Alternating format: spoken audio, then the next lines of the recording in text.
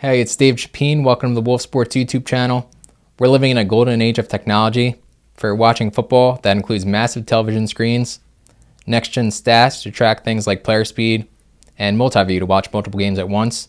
Yet, we're all watching games on TV with a broadcast angle that's designed for 1995. The NFL broadcast angle is broken. It is far too zoomed in. When you watch a game today, ask yourself, do you know what routes the receivers are running? Do you know if the safety is rolled over the top? Is Justin Jefferson actually wide open and the quarterback is just missing him? With the current angle, you have no idea. That was acceptable 30 years ago. It shouldn't be acceptable today. In 1995, the average TV size in the United States was around 27 inches. Today, it's around 55 inches, with the most popular television sizes being purchased at either 55 or 65 inches. Think about it.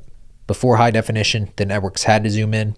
If they zoomed out on an old 20-something inch TV, the players would look like blurry ants. But that was 30 years ago. Today, the picture is crisp, and screen real estate has expanded massively. Now we have the screen real estate to show much more of the field, going away from the angle that's been largely the same for decades.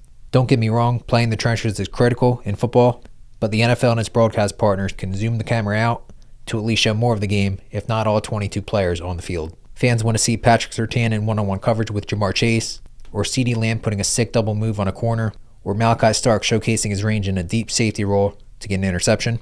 Right now, we don't see any of that live. The play starts for a solid view of the field, and then it zooms in after the ball is snapped.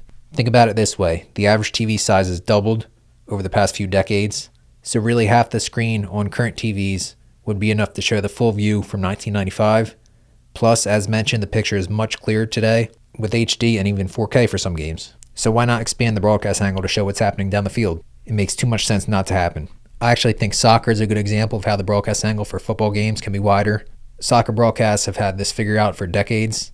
They show the whole field, or pitch, so you can see the spacing. Granted, soccer is certainly more of a wide open sport, but there are still the same number of players, 22, in the game, and the camera covers a lot more of the field than you see during football games. And while soccer is more wide open than football, an easy argument can be made for a lot more strategy, more of a chess match in the NFL. It's strategy that viewers miss with a limited view for watching on television.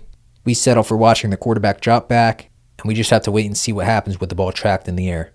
That does lead to some extra anticipation, wondering what we'll see when the camera tracks the ball to the intended target. But that extra anticipation isn't worth the trade-off of what we miss. We don't see the double moves. We miss the safety butting on play action. We miss the full chess match. A better way is possible. Amazon Prime has experimented a little bit with Prime Vision. The recent Madden NFL cast on NBC for Thanksgiving night was unfortunately mostly the Skycam, but in the first quarter there was brief usage of the sideline all-22 angle, which was much better. ESPN college football games have had an all-22 stream, which is superior, and for the NFL, ESPN used to have a goal line camera angle that provided an interesting perception and the ability to see more depth on routes and coverage for key plays in the end zone.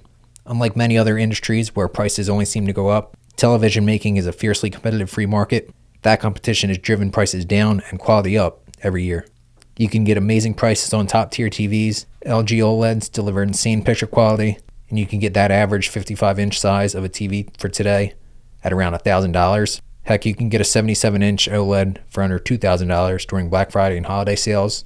And that's just an example, one of the top options in LG.